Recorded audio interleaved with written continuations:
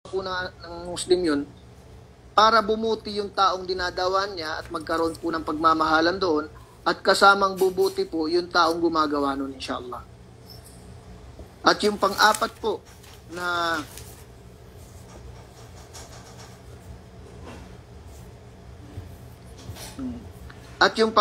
mashallah, dito na pala si Ustads. Tuloy mo lang. Ustads. Tuloy mo lang yan. Gusto ko makinig. Yalla. Ustads. Tapusin mo. Mashallah, jazakallah khair. Opo. So yung pang-apat po na i-consider po natin pag tayo po ay nagdadawa ay practice what you preach and preach what you practice. Isa sa buhay natin kung ano yung itinuturo natin, at mainam ay ituro lamang natin muna kung ano yung mga sinasabuhay natin.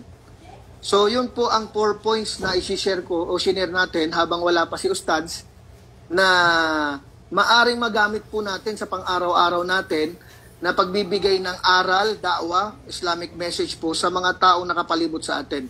Yung 4 points na po iyon, una, the person is more important than your point. It's okay to delay your point. Okay lang po i-delay mo yung point mo, kasi wag natin agad-agad i-prove yung point natin, kasi what's the sense of making our point if we lose the person?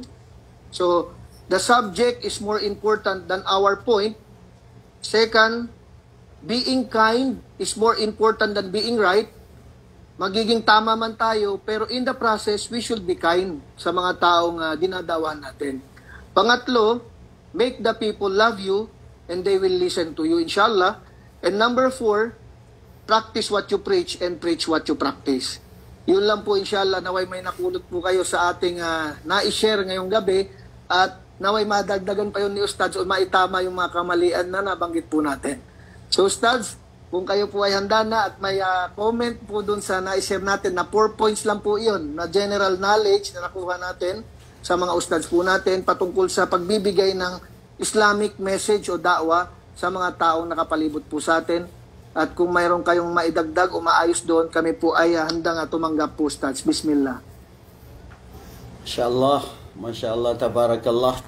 Alhamdulillah, una sa lahat mga kapatid, ako ay nagagalak dahil kahit sa mga oras na minsan tayo ay dumaraan ng mga lumbay at lungkot, ay matatag pa rin ang pagiging Muslim dapat. Dahil batid natin, ang buhay natin dito sa mundo ay ito ay pagsubok lahat. So, actually, alam mo kapatid na Sherhan, dapat ngayon nagka 1 week lang tayo ng hindi ako nakapasok, 'di ba? Kasi pumunta kami ng Madina. Nagbakasyon kami ng pamilya ko doon. At inaasahan ko itong week na to, magkakaroon nga tayo ng topic. Ngayon, nung binabasa ko yung ano yung dapat natin ituloy sa talambuhay ng propeta sallallahu alaihi wasallam, parang walang pumapasok at wala na akong oras. Gipit ako sa oras. Dahil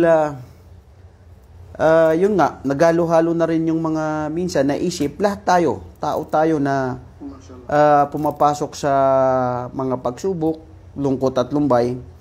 Nung nakarang linggo kasi, yung kuya ko, nakasunod ko, ay namaalam na.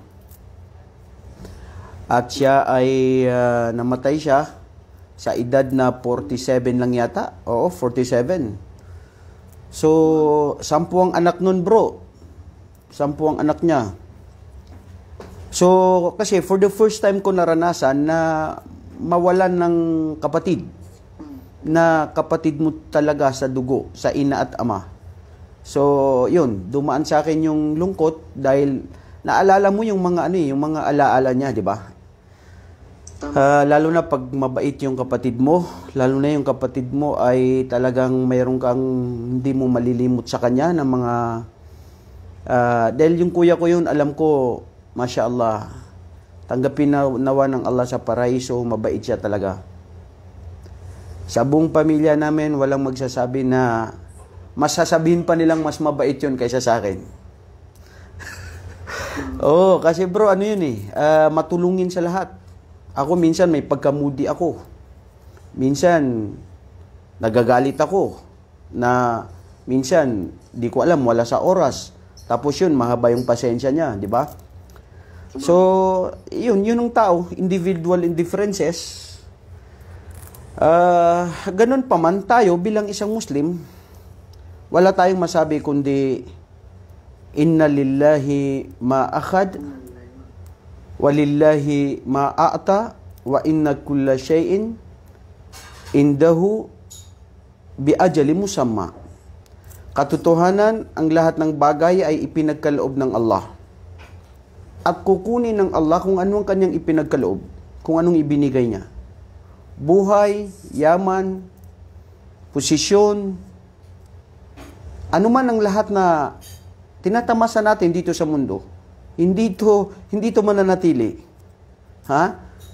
Ang mundo talaga, ito yung ano niya, ito kung tutunghayan natin, ang tunay na ng mundo ay panandalian na saglit lamang at maglalaho.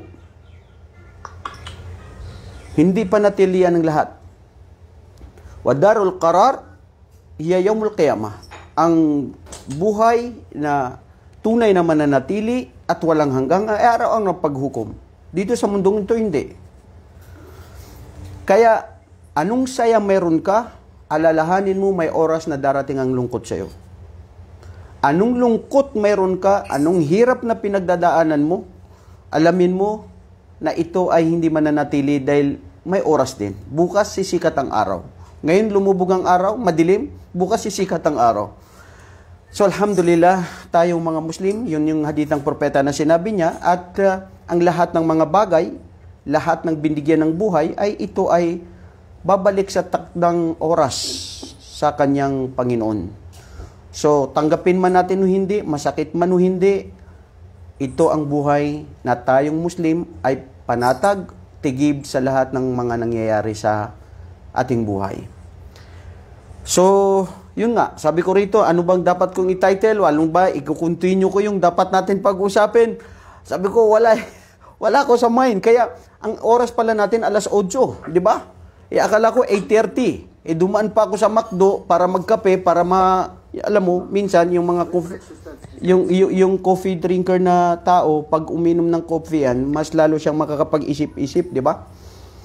So, yun ang inisip ko na kahit pa paano, kapatid na Sherhan, ay makita ko kayo, marinig ko kayo, at makapagbigay tayo ngayon ng mga kunting aralin sa Islam. Yes. Ngayon, kailan lang, nakita ko rin yung isang kapatid natin na isang taga NCMF. Kaibigan ko din yun. Halos magkaedad lang kami. Si Ustad Bashir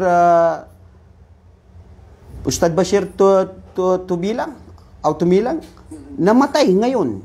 Kanina lang daw, 3 hours, doon sa Chinese Hospital sa Maynila.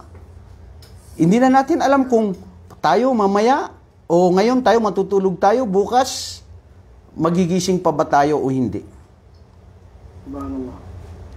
Pinaghahandaan natin ang mundo para yumaman, pagtitipon ng yaman, ng pera, lupa, bahay, mga asawa, mga anak, lahat ng bagay na ito, pero sa isang saglit pwede mo itong iwan ng biglaan. Lianna al-mauta faj'ah wa baghtah. Dahil ang kamatayan ay biglaan at ito ay hindi alam kailan magaganap. Yung kuya ko bro, alam mo, sa oras na yun, alas 4 ng hapon, naglakad sila ng kanyang anak sa may Malacanang. Sabi niya, anak, maganda ang pakiramdam ko ngayon. Sabi niya ganun, bukas balik pa tayo rito. Alam ba niya na bukas mabubuhay pa siya? Sa araw na yun, nagpray ng Maghrib, then nagpray ng Isya, nakinig pa sa bayan ng Maghrib, then after nun, kumain na, after 1 hour 30 minutes, hindi na maganda, cardiac arrest. Allahu Akbar. Wallahi bro, ang mundong ito, sapat na ang kamatayan na magbibigay sa atin ng napakalaking aral. Napakalaking aral. Minsan, nyo yung mga aral. Ano nga bang mga aral na natutunan natin dito sa halos 3-4 na buwan na tayong pag-aaral natin sa sira ng mahal nating propeta Muhammad sallallahu alaihi wasallam? Ang ganda ng mga sinabi mo, kapatid na Sherhan. Ito yung pagiging Muslim, pagpapalaganap natin sa Islam, pagtuturo sa tao para tayo ay mahalin ng tao, para makita sa atin kung ano yung dapat na pagiging Muslim. Kung bakit natin pinag-aaralan si Propeta sallallahu alaihi wasallam, ang kanyang talambuhay ay para matuklas natin, maisabuhay natin, maisakilos natin, at ano yung mga aral na mga nangyari sa kanyang buhay ay yun ang dapat nating ipamuhay. Dahil walang tagumpay dito sa mundo. Wallahi, sumusumpa ako sa tunay na nag-iisang Diyos.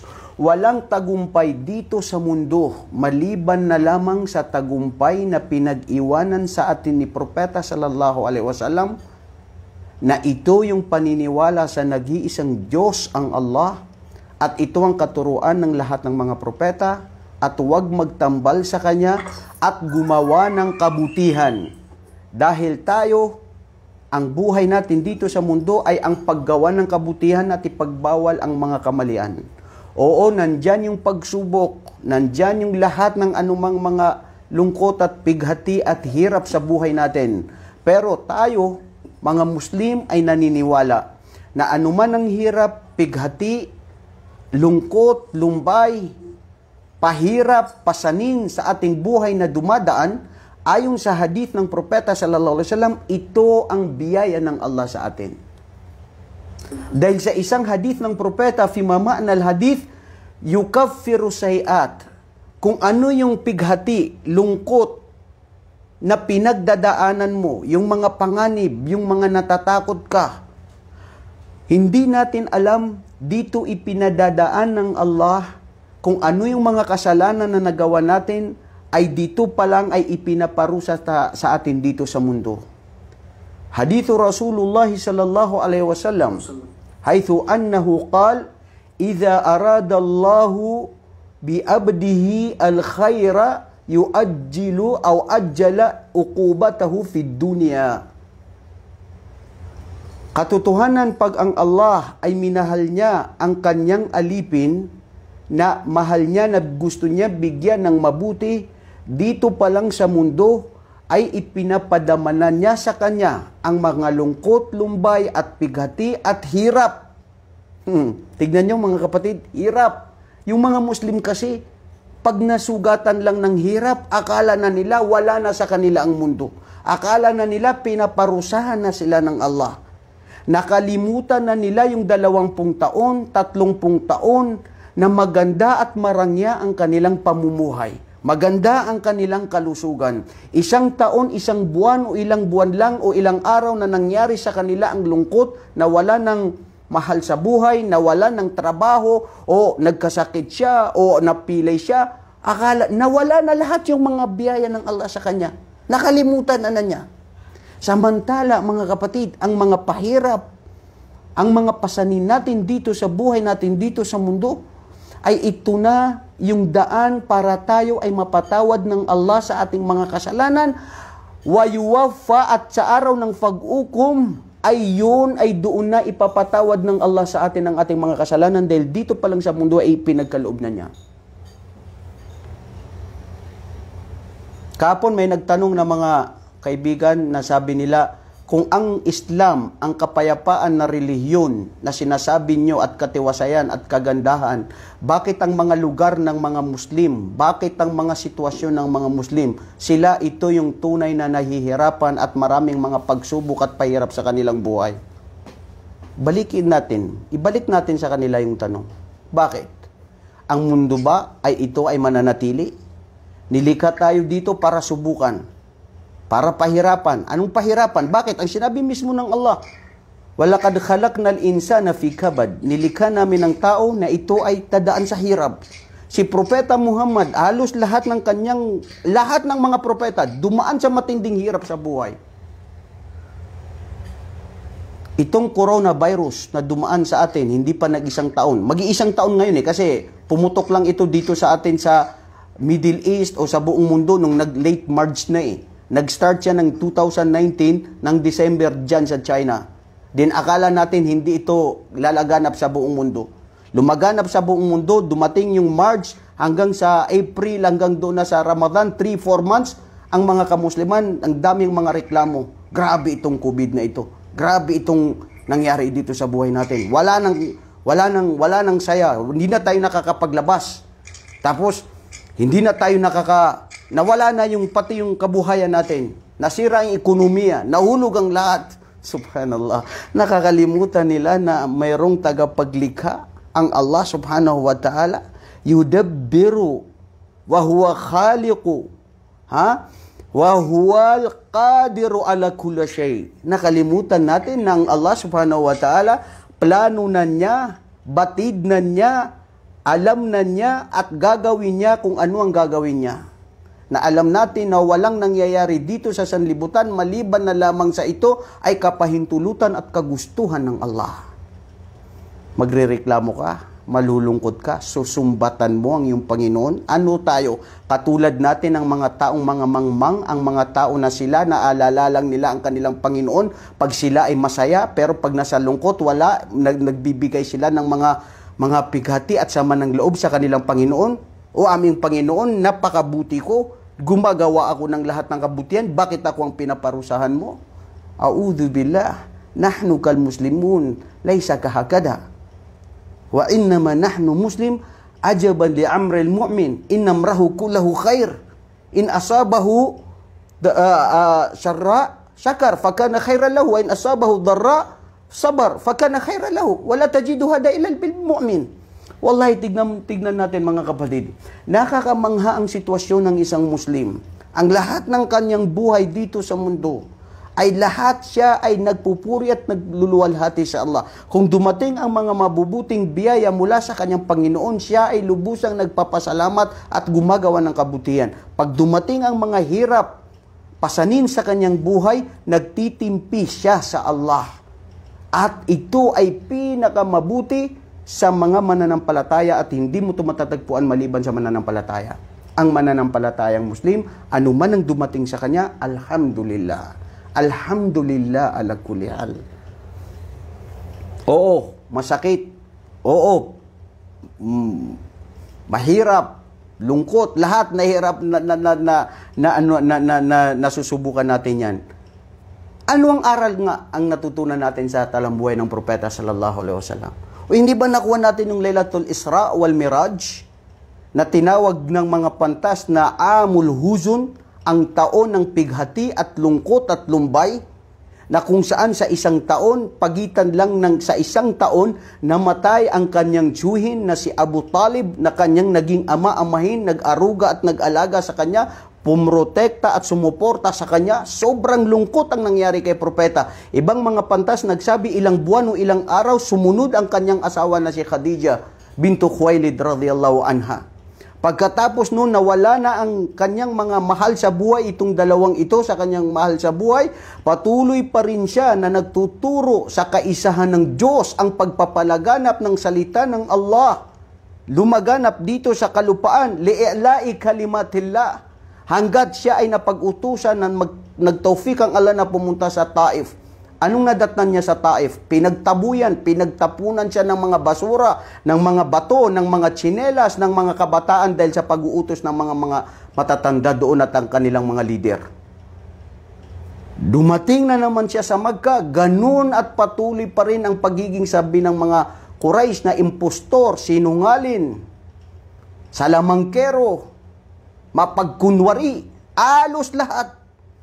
Pero subhanallah, innam al-usri yusra. Katotohanan, ang lahat ng mga pahirap ay may ginhawa. Katotohanan, ang pahirap ay may ginhawa. Maraming ginhawa. Wallahi mga kapatid ko sa Islam, babae ka man o lalaki ka man, tandaan mo, napakalaking biyaya ng Allah sa iyo ay ang pagiging ganap mong Muslim. Wallahi, anuman ang yaman mo, anuman ang estado mo dito sa mundo, anuman ang meron ka, pero kung hindi ka naniniwala sa tunay na nag-iisang Diyos na nararapat sambahin at gumawa ng kabutihan dito sa santinakpan na ito, ano ang saysay ng buhay mo dito, kapatid? Hindi ba sapat na aral ng ating mga magulang, ang ating mga ninuno, ang mga nakikita natin noon, mga kaibigan natin, at yung mas bata pa sa atin na wala na, nangamatay na sila? Hindi natin alam, bukas isang araw tayo ang susunod. Tapos nagkakaroon na tayo ng mga pangamba at lungkot, at nagkakaroon na tayo ng mga anong mangyayari sa atin.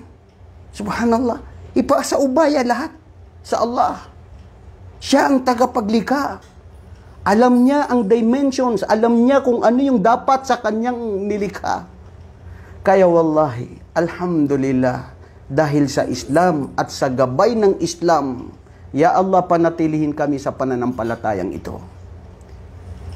Huwag gawin ng mundong ito ang siyang mangigbabaw na siya ang aming mas mamahalin, mas tatangkilikin kaysa sa araw ng paghukom. Ano man ang nandito sa mundo, walang-wala ito sa katiting sa araw ng paghukom. Sabi ng hadith ng propeta sallallahu alaihi wasallam, kung ang mundong ito kasing tulad lang ito ng isang daliri ng tao na ilagay niya ang kanyang daliri sa pinakamalaking karagatan sa mundo, thumma at tanggalin niya, kung may lalabas na tubig, yun ang mundo, ang karagatan ay ang araw ng paghukom. Paano mo ikukumpara? Nagkakaroon ka na ng pangamba sa lahat ng mga nangyayari. Ipayas sa Allah mo, gawin mo kung ano yung dapat. Sabi ni Umar ibn al-Khattab, nahnu qawmun a'azzana Allah bil Islam. Fa idha btaghayna ghayra al-Islam, adallana Allah. Katotohanan, tayo yung mga sambayanan na sangkatauhan na binigyan ng Allah ng karangyaan, ng katatagan dahil sa ating reliyong Islam. Wallahi, ang ating relihiyong Islam, ang tunay na pananampalataya sa nag-iisang Diyos, kung batid lang ito at malaman nito ng mga umara, ang mga taong sila ay may kapangyarihan sa mundo, aagawin nila ito sa atin.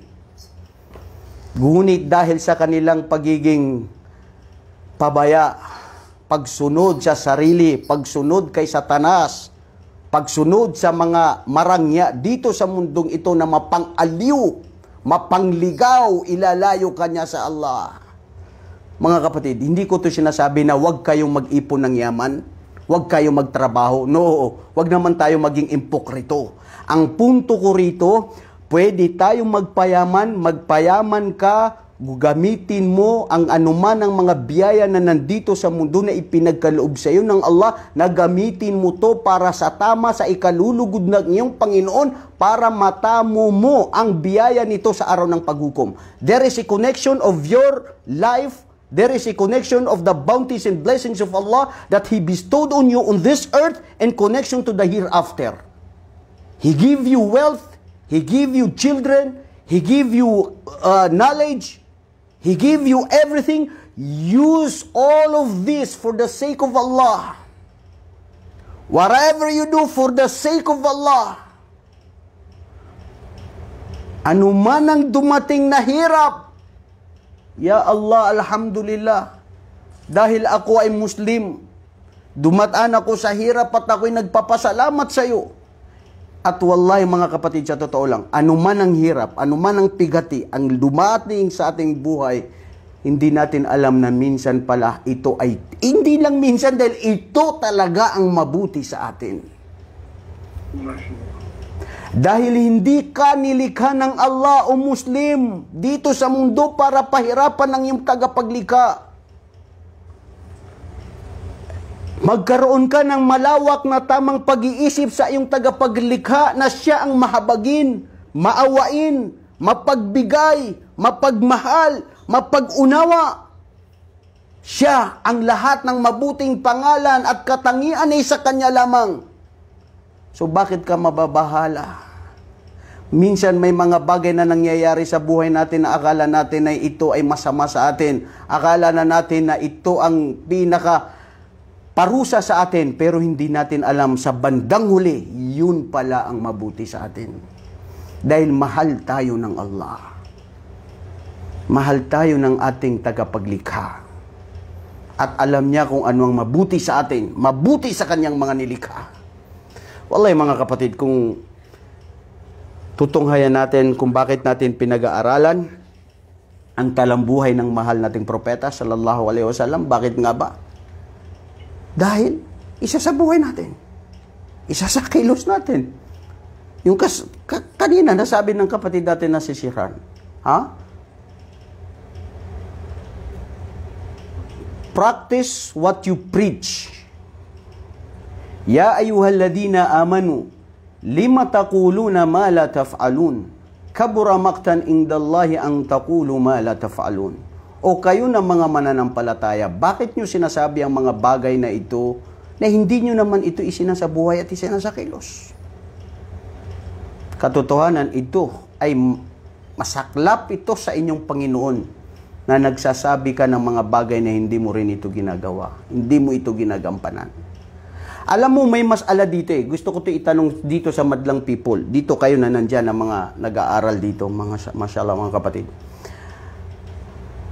Muslim ka, mangangaral ka sa Islam, may alam sa Islam, o kahit sino man sa atin. Dahil tayo, mga Muslim, ay dapat lang natin ipalagan. Ang ganda yung discussion kanina yung kagabi, yung mga kapatid natin na sa TGIS, yung mga programa ni na Alimuddin Onofre at saka sina Anwar Dalait, yung mga tanong nila na nakukuha nila doon sa mga tao na minsan sinasabi nila, bakit kayo sinasabi nyo ang Islam walang sapilitan, pero sige pa rin kayo nagpapalaganap ng Islam at tinuturo sa sangkatauhan? Very logical and practical question, which is correct. Pero ano nga ba? Pinapipilitan ba natin ang Islam sa tao? Hindi. Sabi ng Allah, la ikraha fid din. There is no compulsion in religion. Our only task and our only obligation is only to convey the message of Islam. Because you are the best nation ever made on earth. Why? Because you enjoined what is right and you forbid what is wrong. Kung tao ka na binigyan ka ng Allah ng tamang pag-iisip at hindi ka nag-utos ng kabutihan at hindi ka nagpigil ng kasamaan, anong saysayang buhay mo dito sa mundo? Oo, nagpapalaganap kami na hindi sa pilitan. Nagsasabi kami sa mga tao na sumamba sa nag-iisang Diyos, ito ang Islam. Hindi namin kayo pinipilit. Kung gusto nyo mag-Muslim, ay alhamdulillah, yan ang mabuti sa inyo. Ayat yan ang kaligtasan ninyo. Ayaw nyo mag-Muslim, khaliwali, esfitabga inta, nar, ayallaw, dukul nar. Everyone has a freedom of choice. Hindi namin kayo pinipilit, bro, kabayan, sister, nasa sa inyo yan. Pero kung bakit namin ito ginagawa, ay dahil ito ang pag-uutos ng propeta sallallahu alaihi wasallam. Khairun nas muallimul khair linnas. Ang pinakamabuting tao dito sa santinakpan ay ang taong nagtuturo ng kabutihan, nagpapalaganap ng katotohanan sa tunay na nag-iisang Diyos at paggawa ng kabutihan. Tapos sinasabi niyo, pinapipilit niyo ang Islam. Wallahi, read the history. Ang Islam ba lumaganap dahil sa sapilitan? Dahil sa pagpapatay-patay sa mga tao at lumusob sa mga lugar? La, abadan. Saan tarik sa Islam na makikita nyo na ang Islam ang silang nagsipasok sa mga lugar? Kami ang pinapasukan. Kinukuha ang aming mga lupain, ang aming mga bahay. Ano, nakakanganga ka na lang? Ayaw mo lumaban? Pinapatay ka na? Pinapaslang ka na? Hindi. Ang Islam ay reliyon ng kapayapaan. Kayo nga itong pumasok sa mga lugar na inangkin nyo yung mga lugar namin. Kayo nga itong nagpapapumilit na huwag na tayo lumayo. What is the history in our country? Hindi ba? The Christian people, the people from the West, Spain, they came in the Philippines. Why? To Christianize everyone. And this is undeniable. Lahat yan, alam yan, pati yung bata. Yun, yung kanta ni Yoyoy Villamin, yun, totoo yun. They came in the island of the Philippines to Christianize everyone. Sa pilitan, pinagpapatay ang ating mga ninuno sa Luzon, sa Visayas.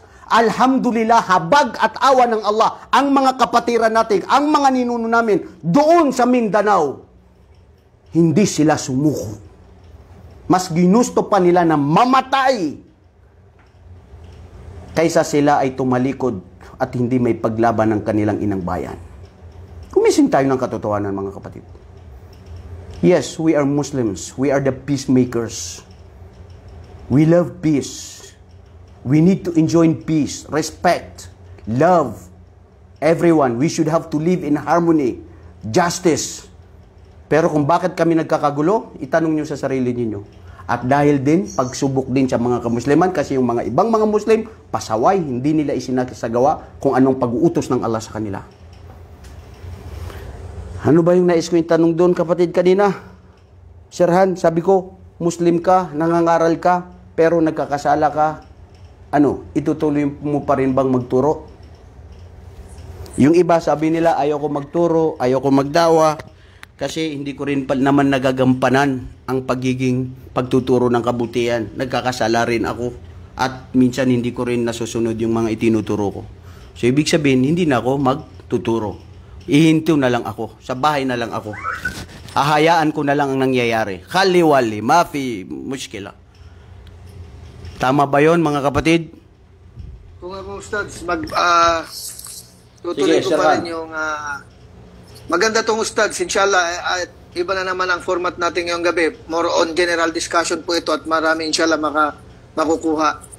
Yung pagpapatuloy po inshallah ng lecture natin, inshallah, kahit gagawin na yun sa next meeting po natin at mas prepared po si Ustads na next week na yun, inshallah. Napakaganda po ng katanungan niyo, Ustads. Pag sa akin lang, Ustads, magpapatuloy pa rin ako, Ustad, sa pagtuturo, contribution, kung anong magagawa ko sa Islam sa abot ng makakaya ko, kahit meron akong pagkukulang sa aking personal na ginagawa po bilang Muslim. Very good. Meron bang ibang kasagutan dyan sa inyo, aside doon sa sagot ng kapatid natin na si Sir Han? Gusto ko may iba eh. O lahat kayo agree? Ha? Assalamualaikum, Ustaz. O yun. Taliwas yata si Good Deeds. Good Deeds. Anong sagot mo, Good Deeds? Para po sa akin, Ustaz, kasi minsan tayo sa tao lang nagkakamali. So, ipagpatuloy ko pa rin yung pagpangangaral or pagdadawa kung sakali. Kasi minsan, sa mga nakikita natin sa mga tao, maaaring doon tayo makakapulot ng aral at doon natin mababago yung sarili. Kumbaga,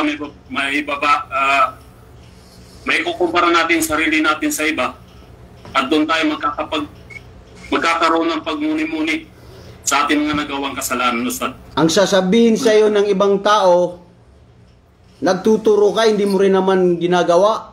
Mahiya ka naman sa sarili mo. Kayo mga Muslim, nagtuturo, tapos kayo rin yung mga pasaway. Nagtuturo kayo ng kapayapaan, kayo yung magulo. Ano yan, kapatid? Good Deeds. Hoy, huwag ka matakot. Ganito lang ako magsalita, bro. Ustad? Ano, Ustad?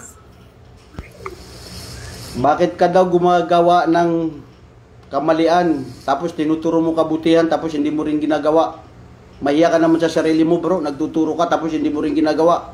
Huwag ka na, hindi ka namin papakinggan. Minsan kasi, Ustad, ang tao nga ay maging ano man ang relihiyon mo, tao lang tayo na nagkakamali. Kaya, nasa kanya yun, kung pakikinggan niya yung, kumbaga para sa akin, kung ang isang tao nagtuturo, kukunin ko yung tama at itatakwil ko yung mali niya. Ang susundin ko po na yung tama. Very good. Kuwais, Mumtaz, Mia. Yan ang dapat. Alam mo, sabi ng mga pantas, Sir Han, kasi daw, pag ang Muslim, hindi na siya nagturo, hindi na siya nagpigil ng kasamaan, hindi na siya nagturo ng kabutihan, mas matindi ang magiging kasalanan niya. Ang kasalanan niya ay hindi siya napabilang sa mga taong gumagawa ng mabuti at nakasama pa rin siya sa mga taong hinahayaan niya ang kasamaan. So, dalawa na yung kasalanan niya. Samantalang kung ikaw ay nagtuturo ng kabutihan, maski ikaw ay minsan ay nagiging makasalanan, hindi mo minsan ginaganap ang tinuturo mo dahil ikaw ay tao lang, dahil ikaw ay marupok at mahina, nagkakasala at nakakalimot. Kaysa doon sa tao na ayaw maggumawa ng kabutihan at ayaw magturo. Ibig sabihin dito ng mga pantas, tuloy-tuloy lang. Ano ba ang sinabi rin ng Allah sa Quran?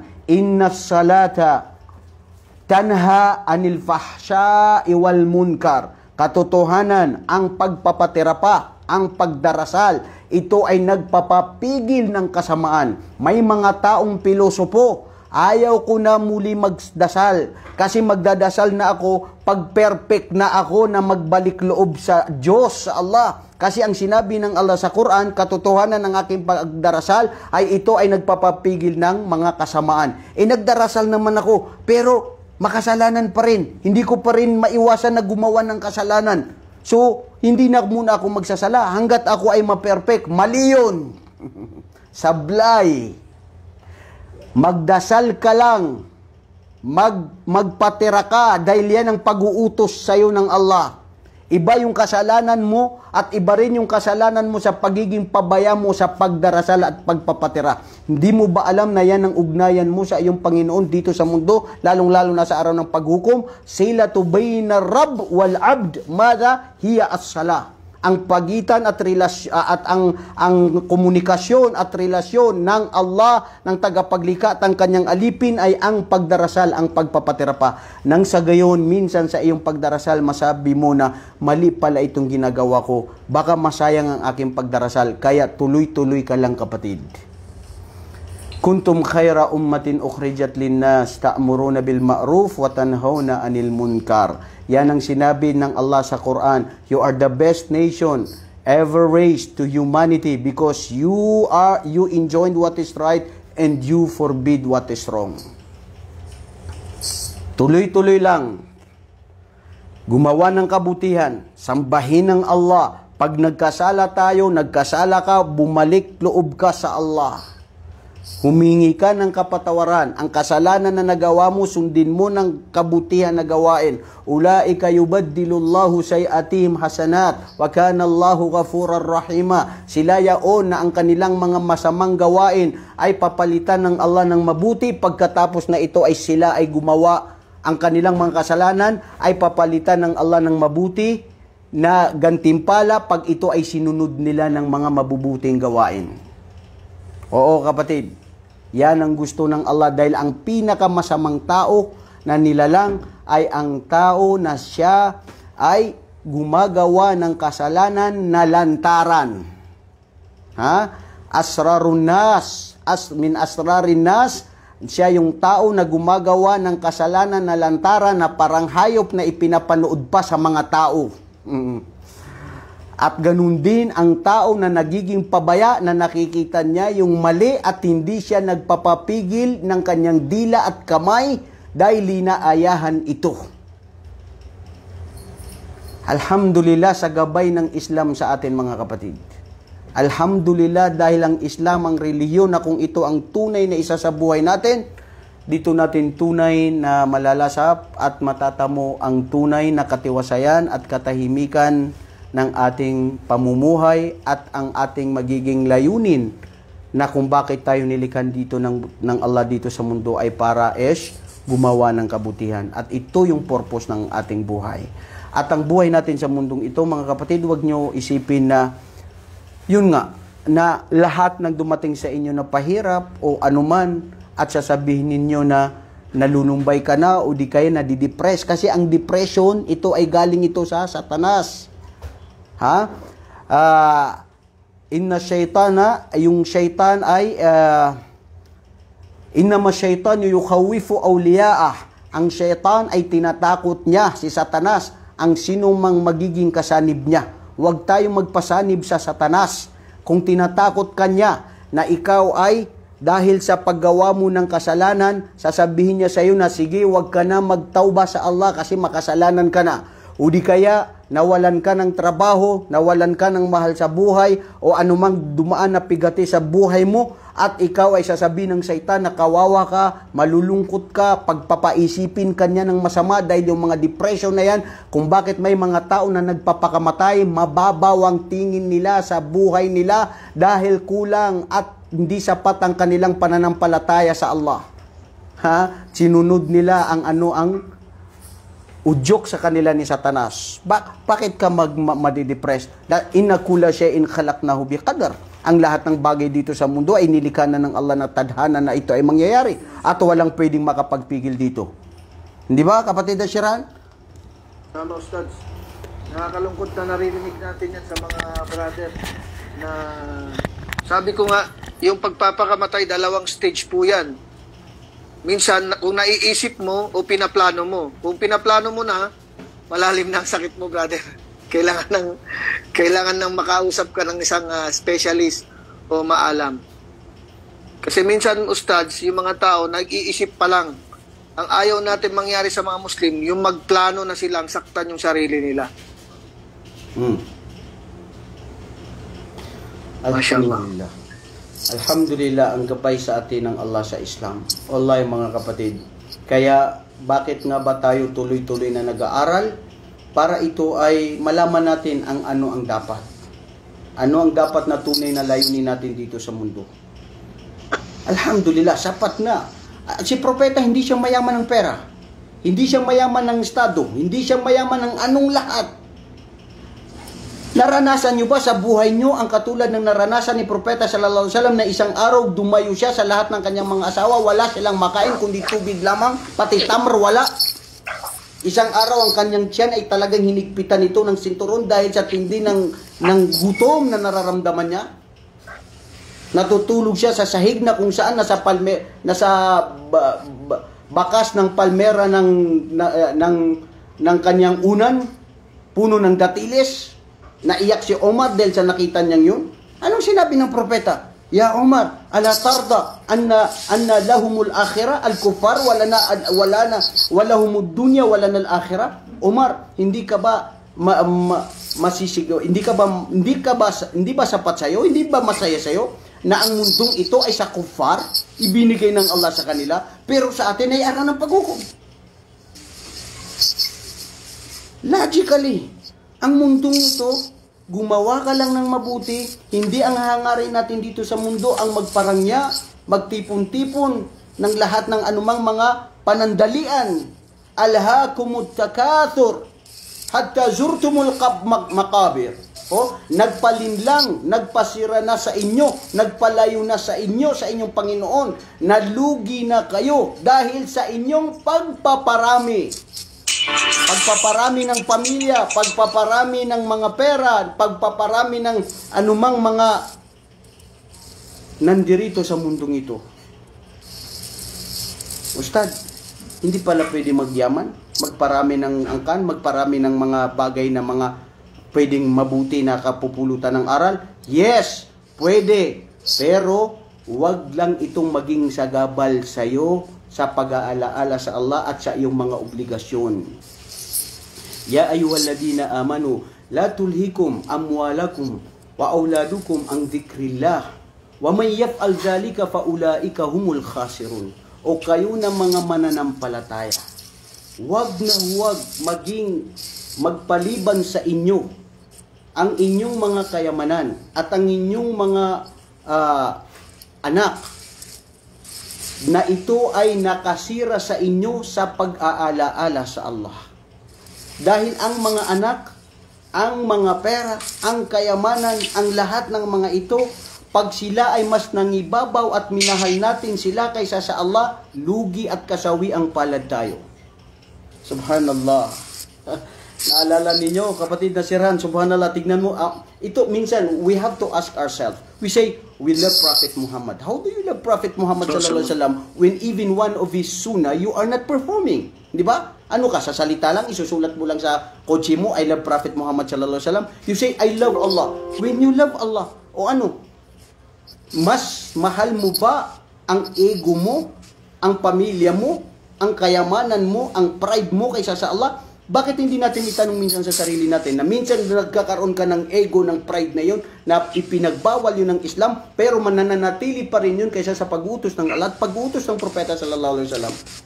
Samantalang sinabi ng Allah na qul in kana abaukum wa abnaukum wa ikhwanukum wa azwajukum wa ashiratukum wa amwalun iktaraftumuha wa iktaraftumuh wa tijaratun takshawna kasadaha wa masakinu tardawnaha ahabba ilaykum minallahi wa rasuli wa jihadin fi sabili fatarabbasu hatta ya'tiyallahu bi amri. Subhanallah. Tignan nyo, sabi ng Allah, sabihin sa kanilang Muhammad, kung ang kanilang mga ama, ang kanilang mga anak, at ang kanilang mga kapatid, at ang kanilang mga asawa, at ang kanilang mga kamag-anak, at ang kanilang mga kayamanan na pinag-iipon-ipon. Sino ang marami? Kami ang tanyag, mayaman dito sa mundo. Yan, pinag-iipon-ipon. Maski pagkuha sa haram, basta magkaroon siya ng kayamanan. At ang kanilang mga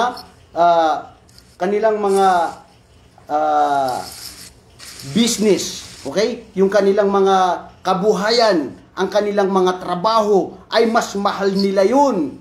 At ang kanilang mga bahay na ayaw nila umalis-alis, ay hindi nila papapasukin ng mga miskin dahil ang bahay nila ay Masya Allah, bungalo, marangya, gusto lang nila yung mga katulad nila. At mas mahal nila yun kaysa sa Allah at sa kanyang sugo. At ganun din sa daan patungo sa Allah. Antayin nila, ya Muhammad, ano ang darating na parusa ng Allah sa kanila. Ang aya na ito nagtuturo sa atin mga kapatid na hujub bihubbillahi wa rasulu muqaddam. Ang pagmamahal sa Allah at sa Rasul na sila ang una, ang Allah at ang propeta ang nauuna bago ang lahat. Buhay natin, sarili natin, yaman, ano man ang nandito sa mundo. Mga kapatid, dumating na po yung oras natin at ito nga, meron akong iniisip kanina na sasabihin ko pero hindi ko alam talaga na minsan nawawala ka sa sasabihin mo. So, sana napulutan na lang natin ng aral ito, mga kapatid. Sana napulutan natin ng aral ang gabing ito. Maging tunay tayo na Muslim sa salita, sa kilos, sa puso at sa gawa.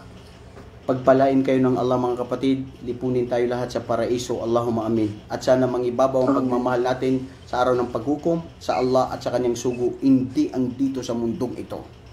Wallahi, pag ikaw nandito sa puso, ang pagiging kontento at pagmamahal na mayaman sa Islam at sa Allah, ikaw ang pinakamayaman na tao sa balat ng lupa.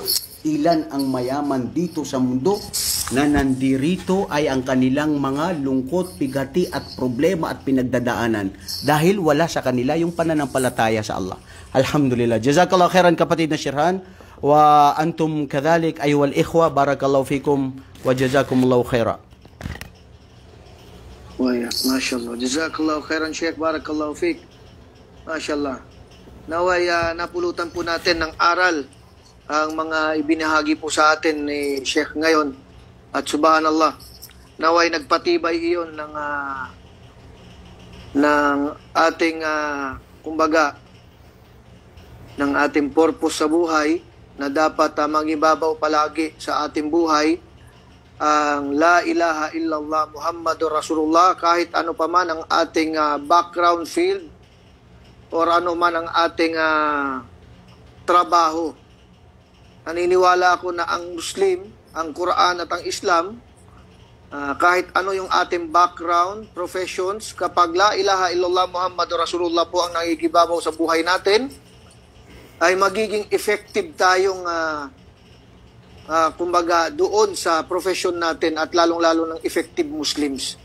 Subhanallah. Napakaganda po ng mga sharing ni Ustad sa ngayong gabi at tulad ng sinabi ni Ustad ay isabuhay po natin iyon. Huwag natin kumbaga isa puso lang. Gawin natin sa puso, sa salita at sa gawa. At naway ang mga Muslim po na sila ang magiging source ng kasiyahan, ng kalutasan sa problema, at kaginhawaan sa mga lugar kung saan man sila naroroon. Hindi source ng kaguluhan, katulad ng nabanggit ni Ustaz kanina na wala ni isang record sa Islam na napalaganap ito ng persahan o ng espada o ng dahas. Correct. Bagkus, mashallah, tayo mayan, mga Pilipino, Ustaz, di ba? Tayo ay produkto ng pagpapalaganap ng kabutihan. Kahit Correct. yung mga naunang nagdaawa sa atin, Correct. naging Muslim ang mga ninuno natin dahil sa mga magagandang ugali na nakita ng mga ninuno natin sa mga traders na iyon, subhanallah. Mashallah. Maraming salamat po sa ating lahat. At katulad, Ustads, may dagdag ko lang doon, yung mai-share lang ako sa inyo, Ustads. Sige. Yung mga Muslim daw po ngayon, nami-mix nila yung goal, na tinatawag na goal, and means nila sa buhay. Ano, Ibig sabihin, ano daw yung means at saka goods? Goals. Yung goals nila sa buhay, objectives? Yeah, objectives. Muslims are mixing their goals and their means. Kasi connection naalala ko lang ito, Ustaz, dahil dun sa tinanong niyo po kanina na magpapatuloy pa ba ang Muslim sa pagdadawa kahit meron siyang pagkukulang. So, minsan kasi, Ustaz, nakikita ko na hindi masama na gawin ng Muslim o maintindihan niya itong konsepto ng goals and means. Goal versus means. Ibig sabihin, Ustaz, example, ang isang Muslim, sabi niya, ang goal ko, makapunta ako sa Hajj. Di ba? Ngayon, nung pagpunta niya doon sa Hajj, pag uwi niya doon sa Pilipinas, ang nadagdagan lang sa kanya, yung nakita niya doon lang sa Hajj. Ibig sabihin, kung tanungin siya, kamusta yung Hajj? Ang magsasabi niya, punong-puno ng tao, iba-ibang lahi, iba-ibang ugali, may itim, may puti, iba-iba. Pero yung yung pag-Hajj niya po na yun, wala pong nabago sa buhay niya, sa pag-uugali niya, at maging sa mga pagiging Muslim niya doon sa mga ritual niya. So, dahil... Naputol na, kapatid. Nalobat na. At alhamdulillah, subhanallah, nalobat ito, hindi natin na-switch. Nalobat ang ating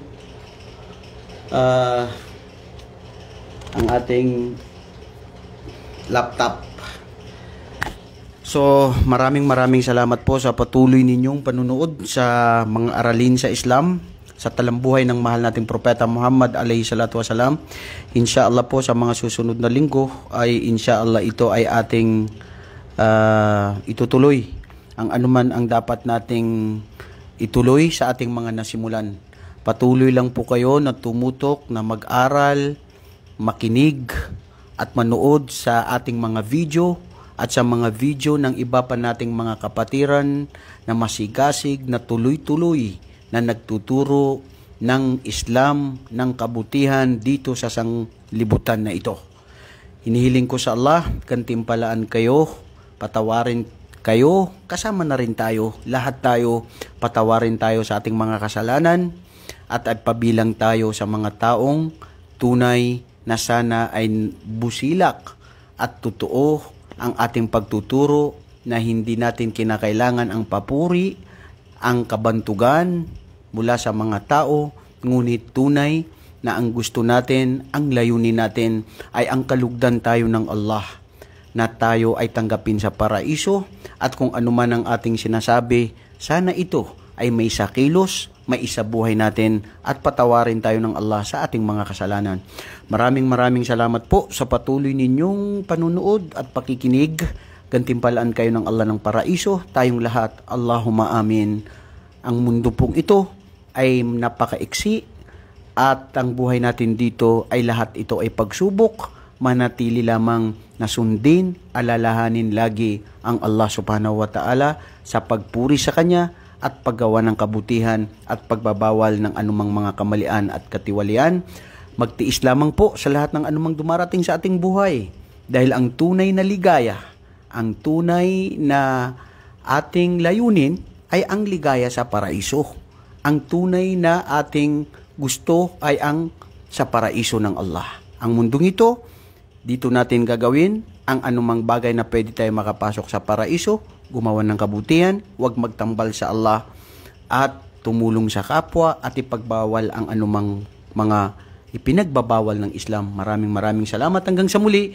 Wa jazakumullahu khairan wa akhiru da'wana anil hamdulillahi rabbil alamin.